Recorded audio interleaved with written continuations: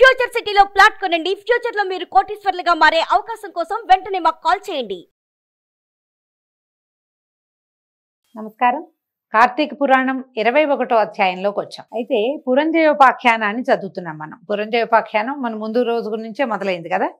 యుద్ధానికి వస్తున్నటువంటి పురంజయుని చూచి యుద్ధ ప్రవీణులైన ఆ రాజులు కోప రక్తాక్షులై శస్త్రములతోనూ అస్త్రములతోనూ బాణములతోనూ వాడి అయిన గుదియలతోనూ ఇనపకట్లు వేసినటువంటి లాఠీకర్రలతోనూ హస్తాయుధాలైనటువంటి గుదియలతోనూ కత్తులతోనూ భల్లాతకములతోనూ పట్టములతోనూ రోకళ్లతోనూ శూలములతోనూ తోమరములతోనూ కుంభాయుధములతోనూ గొడ్డళ్లతోనూ కర్రలతోనూ ఆయుధముల విక్షేపములతోనూ యుద్ధం చేశారు. ఎన్ని ఆయుధాలు చెప్పారో చూడండి.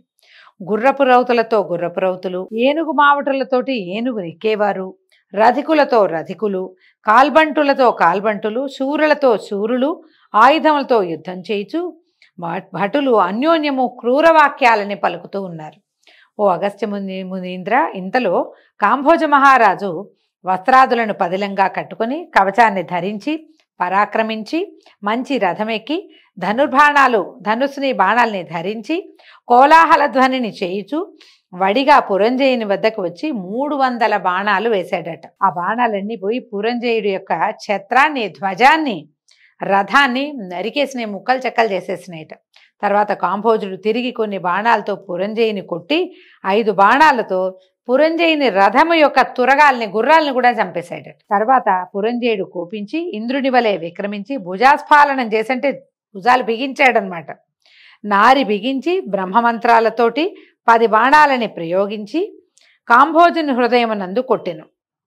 పురంజయుని బాహుబలం చేత వేయబడిన బాణాలు సర్పాల వలె వెళ్ళి కాంభోజరాజు హృదయాన్ని ఛేదించి నెత్తురు తాగి తృప్తి చెంది భటుల వద్దు పోవటానికి ఇచ్చగించలేదు. ఆయనే పట్టేసుకుని ఉన్నాయన్నమాట బాణాలు.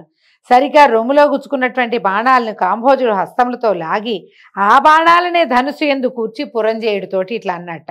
క్షత్రియాధమా విను, నీచే వేయబడిన బాణాలు తిరిగి నీకే ఇచ్చేదను. నేను పరుల సొమ్ము ఎందు ఆసక్తి కలిగిన వాడను కాను. ఇట్లా పలికి కాంభోజరాజు ఏం చేశాడు, బాణాలు విడిచేసరికి అవి వచ్చి పురంజయుని యొక్క మళ్ళీ ఇంకొక గుర్రం ఎక్కాడు, ఇంకో రథం ఎక్కేశాడు. అక్కడ అన్ని పక్కపక్కన లైన్గా పెట్టి ఉంటాయి. ఇది విరిపోగానే ఇంకోటి వచ్చేస్తూ ఉంటుంది. సారథిని, ఛత్రాన్ని, నారిని, ధనస్సుని కూడా తుంచేశాడట. పురంజయుడు ఇంకో ధనస్సుని గ్రహించాడు. మళ్ళీ నారి కట్టాడు. రెక్కలతో కూడిన బాణాలు పట్టుకుని ధనుస్సు వద్దకు చేర్చి చెవుల దాకా లాగేట నారిని. కోపంతో కాంభోజుడితో అన్నట్ట, ఓ రాజా, సూర్యుడు అవుదు గాని యుద్ధమందు ధైర్యంతో ఉండు. ధైర్యంతో ఉండాలి. నాతో ఇవ్వబడిన నేను ఇచ్చిన బాణాలని నాకే తిరిగిచ్చావు, కానీ నీలాంటి నీచులకి ప్రతిదాన విధి తెలుసా? నేను ఇచ్చింది నాకే ఇస్తే ప్రతిదానం ఎట్లా అవుతుంది? ఇప్పుడు నీకు వేరే బాణాలు 20 బాణాలు ఇస్తున్నానని చెప్పి 20 బాణాలు వేశాట. అట్లా భయంకరమైన యుద్ధం జరిగిందట.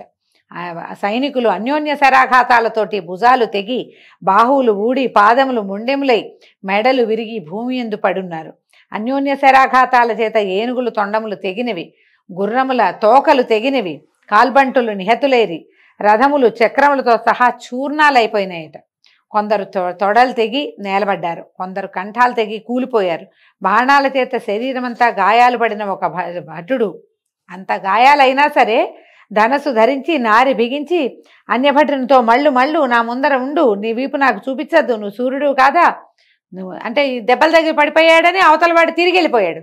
వీడు ఒప్పుకోటల్లా, తిరుగు వెనక్కి తిరుగు, నువ్వు సూర్యుడు కాదా, వీపు చూపిస్తున్నావేమిటి, నాకు ఛాతీ చూపించమని అరిచి కేకలు పెడుతున్నట్ట.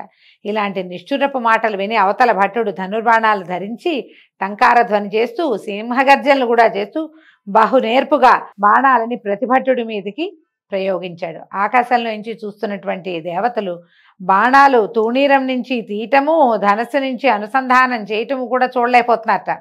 అంత నేర్పుగా, అంటే ఎప్పుడు బాణం తీస్తున్నాడో, ఎప్పుడు దానికి పెట్టి, ఎప్పుడు లాగి, ఎప్పుడు కొట్టేసి, ఎప్పుడు అవతల వాడిని చంపేస్తున్నాడో క్షణాల్లో జరిగిపోతుంది. దేవతలే చూడలేకపోతున్నారు. దేవతలు అంటే ప్రత్యేకం అండి. మనకి నిమిషం ఎక్కువ, కానీ రెప్పపాటు ఉంటుంది. ఇటా అంటాం మన రెప్పలు కదా, నిమేషము అంటారు. ఒక ప్రత్యేకమైన రాజుగారి కథ కూడా చెప్తుంది. నిమి చక్రవర్తి మన కంటి చూపులో ఉంటాడు, మానవుల యొక్క కంటి చూపు యందు. ఆ రెప్పపాటులో ఆయన ఉంటాడనమాట. మనకేమో రెప్పపాట్లు ఉంటాయి. ఈ దేవతలు అనిమేషులు అంటారు. అనిమేషణం అంటే అసలు రెప్పపాటు వాళ్ళు ఇంతే ఇట్లాగే చూస్తూ ఉంటారు. కళ్ళే మూతపడవు. కళ్ళే మూతపడని దేవతలు కూడా ఆ రెప్పపాటు లేని వాళ్ళు కూడా చూడలేకపోతున్నారు. అంత క్షణాల మీద జరిగిపోతుందన్నమాట యుద్ధం. అంత బహునేర్పుతో బాణాలు వేస్తున్నారు. ఆ యుద్ధంలో సూది దూరే సందు కూడా లేకుండా బాణాల వర్షం కురిసిపోతుందిట. ఇట్లా అన్యోన్య శూరులు భటులు బంగారపు కట్టలతో కూడినవి, స్వయంగా వాడి అయినవి, సానపెట్టబడినవి, స్వనామజిహితాలైనటువంటి అర్ధచంద్ర బాణాలతోటి, ఇనప నారసములతోటి, ఇనప అలుగులు కలిగిన బాణాలతోటి, ఖడ్గాలతోటి, పట్టిసాలతోటి, ఈటలతోటి తెగ కొట్టేసుకున్నారు. యుద్ధం చూడండి ఎంత మహత్తరంగా వర్ణించారో కార్తీక పురాణంలో. ఇదంతా ఒక విజువలైజ్ చేసుకుంటే అబ్బో ఎన్ని సినిమాలు చూసినా మనకి ఈ విజువలైజేషన్ కుదరదు, అంత బాగా చేశారు. గుర్రపు రౌతులు కొంతమందిని చంపారట. గుర్రపు రౌతుల్ని ఏనుగు బంట్లు చంపారు.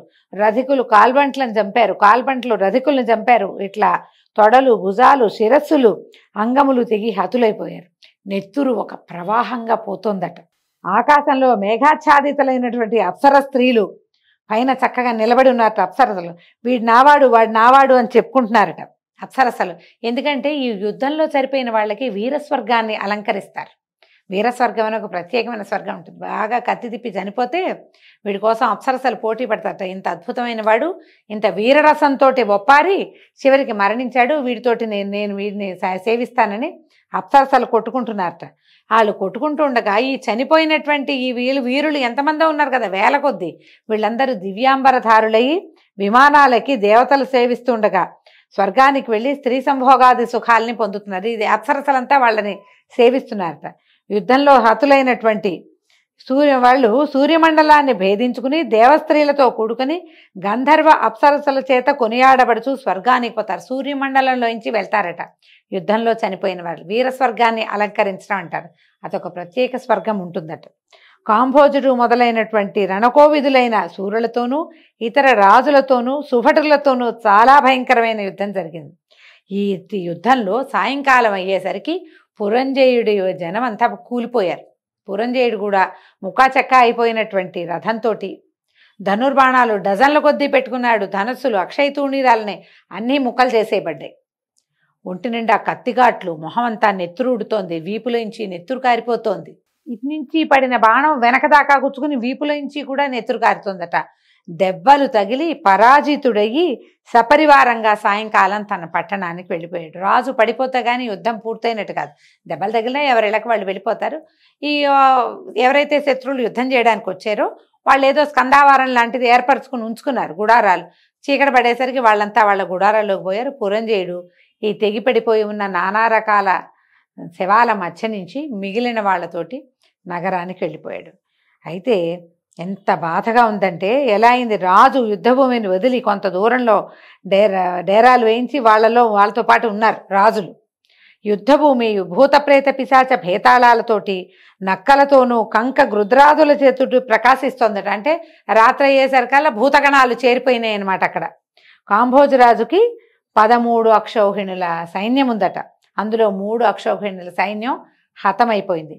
పురంజయుడు తాను యుద్ధంలో ఓడిపోవటము, తన రాజ్యము శత్రుల రాజుల చేత ఆక్రమింపబడుటకు చింతిస్తున్నాడు.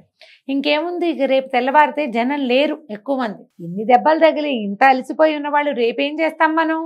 రేపు చేసేది కూడా ఏం లేదు. రేపు నేను కూడా పడిపోతాను, నా రాజ్యం పరహస్తగతం అయిపోతుందని చింతగా ఉండి ముఖం వాడిపోయి చింతతో ఏమీ తోచక నెత్తి మీద చేతులు పెట్టుకుని కూర్చుని ఉన్నాడనమాట. పురంజయునితోటి సమస్త విద్యాపారంగతుడైన సుశీలుడనే పురోహితుడు ఇట్లా అన్నట్టు, ఓ రాజా, శత్రు బృందము చేత కాంభోజరాజును వీరసేన మహారాజును జయించగోరితివేని విష్ణుమూర్తిని సేవించు. ఇప్పుడు ఇది కార్తీక పౌర్ణమి, నిండు పూర్ణిమ, కృత్తికా నక్షత్రం కాబట్టి ఇది అలభ్య యోగం, మళ్ళీ రాదు, ఏడాదికి ఒక్కనాడే వస్తుంది. కృత్తికా నక్షత్రంలో చంద్రుడు పౌర్ణమి నాడు ఎంత అత్యద్భుతమైన స్వరూపంతో ఉంటాడు. ఈ సమయంలో ఇలాంటిది మళ్ళీ రాదు. ఈ సమయంలో నువ్వు ఏం చేసినా ఇది 1,000,000 రెట్లు ఫలితాన్ని ఇస్తుంది. కాబట్టి ఈ కాలంలో పుష్పాలతోటి హరిని సేవించు, విష్ణు సన్నిధిలో దీపాలు పెట్టు, హరి ముందర గోవింద నారాయణ మొదలైన నామాలు పాడుతూ నాట్యాన్ని చేయి. అట్లా చేస్తే గనక నీకు కుమారుడు జన్మిస్తాడు, ఇది నిజం. శంకరుడు ఇట్లు చెప్పి ఉన్నాడు. కార్తీక వ్రతాన్ని ఆచరించు తన భక్తులకు ఆపత్తులు లేక రక్షించుట కొరకు హరి తన 1000 అరలు గల చక్రాన్ని పంపిస్తాడు. కార్తీక మాసమందు చేసిన పుణ్య మహిమని చెప్పడానికి ఎవరితరం అవుతుంది? నీకు అధర్మవర్తనం వలన అపజయం కలిగింది. ఇక ముందు సద్ధర్మపరుడివిక, అధర్మం పోగొట్టుకుని సద్ధర్మం సరి అయిన ధర్మాన్ని కనుక నువ్వు ఆచరించావా నీకు జయం లభిస్తుంది. అలా అయితే నువ్వు కొనియాడతగిన వాడవిగా అవుతావు. ఓ రాజా, కార్తీక వ్రతాన్ని ఆచరించు, హరిభక్తుడివిగా కమ్ము. కార్తీక వ్రతం వలన ఆయువు, ఆరోగ్యము, సంపదలు, పుత్రులు, ధనధాన్య వృద్ధి, జయము కలుగుతుంది. నా మాట నమ్ము, త్వరగా జరిపించు. సాయంకాలం ఇంటికి వచ్చి కూర్చోంగానే ఇవాళ పౌర్ణమి, ఉత్తమోత్తమమైన దినము, ఈ రోజున నువ్వు హరిని సేవించు అని బోధింపబడ్డాడు పురంజయుడు. బోధ లభించడం చాలా అదృష్టం అండి. వీటన్నిట్లలో మనం పూజ చేసుకోవటం అది కాదు. ఈ పూజ చేయి అని నువ్వు అడగకుండానే నీకెవరైనా చెబితే, నువ్వే కష్టాలు చెప్పుకున్నావు ఎవరికో, లేదా జాతకం చూపించుకున్నావు, ఆ చెప్పిన దానికంటే అది ఎంత మంచిదో, బోధింపబడ్డం ఎంత మంచిదో, ఏ ప్రయత్నమూ లేక నువ్వు దుఃఖంలో ఉన్నప్పుడు నీకు బోధించారే అది ఉత్తమోత్తమమైన బోధ. అది ఆచరించి తీరాలట. అందువల్ల ఈ పురంజయుడు ఏం చేశాడో మనం రేపు ఉదయం తెలుసుకుందామండి. దీంతో 21వ అధ్యాయం పూర్తయింది.